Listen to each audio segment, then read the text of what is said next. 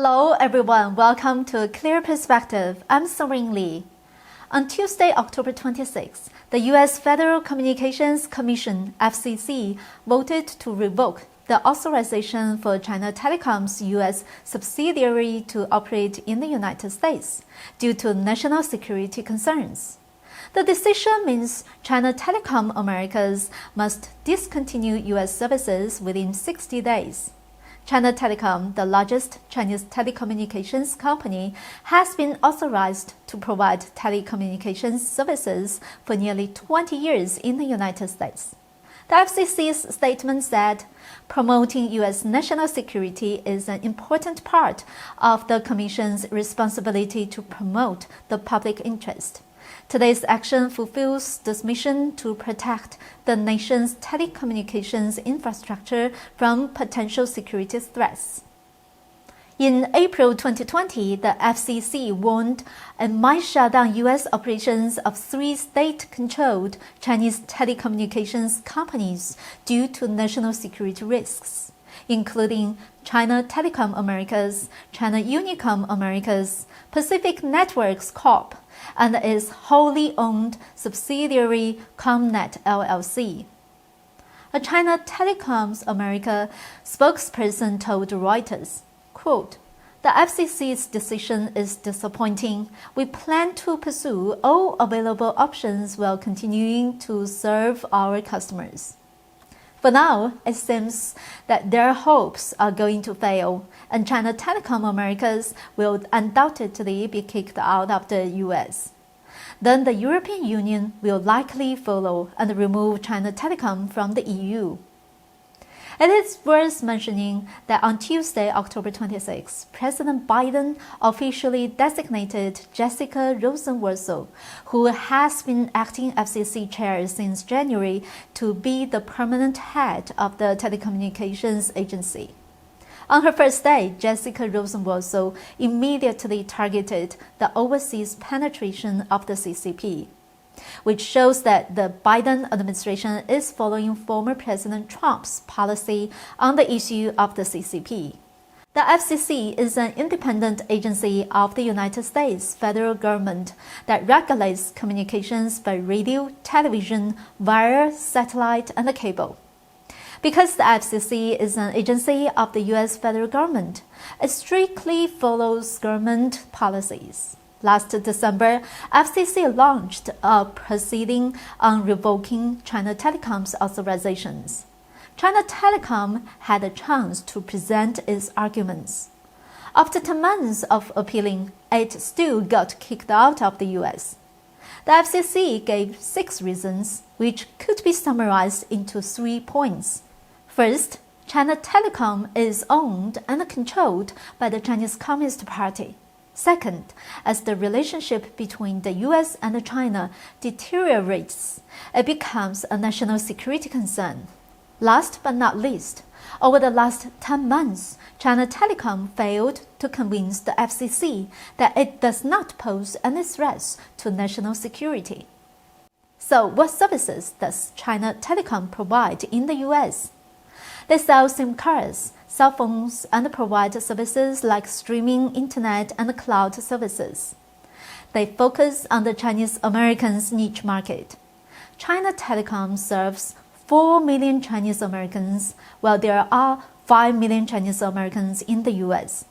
In addition, it also services 2 million Chinese tourists a year visiting the U.S., 300,000 Chinese students at American colleges, and more than 1,500 Chinese businesses in America. The United States is suspecting the CCP of spying on its phone networks.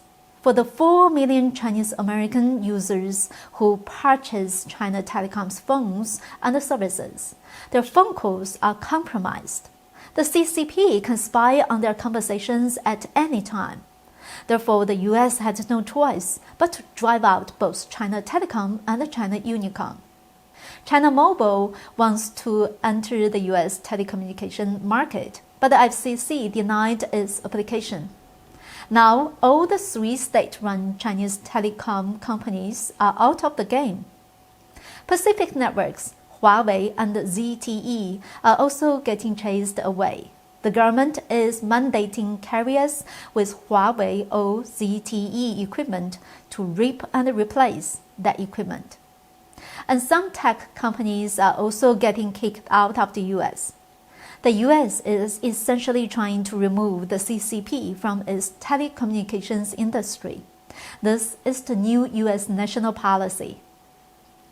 Based on past experiences, the EU is likely going to follow suit soon.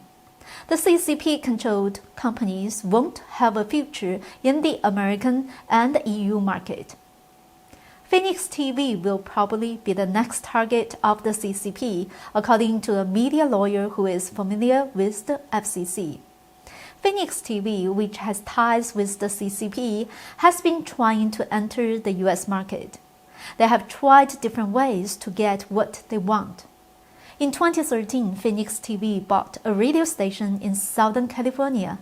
According to U.S. law, foreigners are not allowed to own a radio station in the United States. The governing U.S. law prohibits foreign individuals, governments, and corporations from directly owning more than 20% of the capital stock of a broadcast station licensee. This law took effect in 1930s, which was aimed at Nazi Germany's propaganda against the United States. In 2013, a commentator from Phoenix TV named Ren Sishan, a Chinese American, attempted to buy a radio station in Southern California on behalf of Phoenix TV. Halfway through acquisition, he was reported by someone to the FCC. Phoenix TV was very eager to enter the U.S. market. As Phoenix TV is a foreign-owned company registered in Hong Kong, it is not allowed to operate in the U.S. Hence, they secretly hired a Chinese American to acquire the radio station. As long as it was reported to the FCC, they backed off.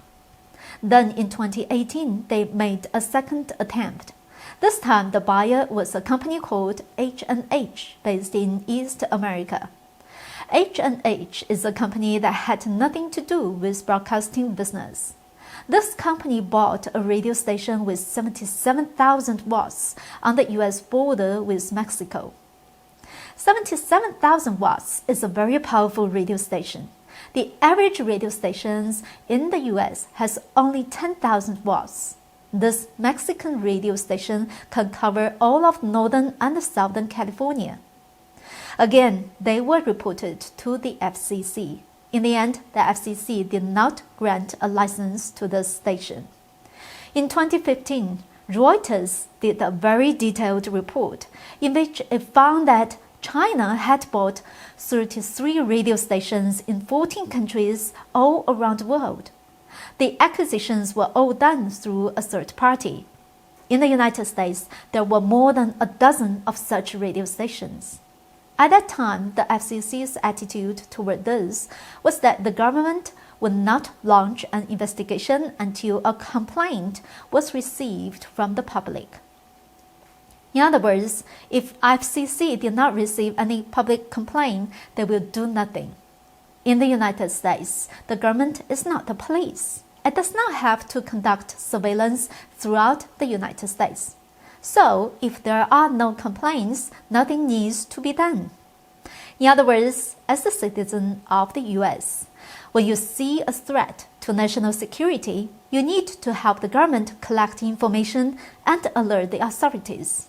In fact, the Xingdao Daily is also the same. Someone reported the Xingdao Daily to the Ministry of Justice. Newspapers are not controlled by the FCC and have the protection of the First Amendment. But the Ministry of Justice has the FARA, Foreign Agents Registration Act. According to the FARA, since the newspaper is scolding the U.S. every day and doing so on the orders of the Chinese Communist Party, it may need to register as a foreign agent instead of the media. Xingdao Daily had no choice but to register as a foreign agent because it is an agent of the Chinese Communist government in the U.S. This has dealt a big blow to its credibility. So, there are two main points to remove the infiltration of the CCP. One is that the government is willing to do something. From the Trump era, FARA came out, and now the FCC is gradually awakening. The second thing is that the American public should be alert to the infiltration of the CCP and actively report it to the relevant authorities.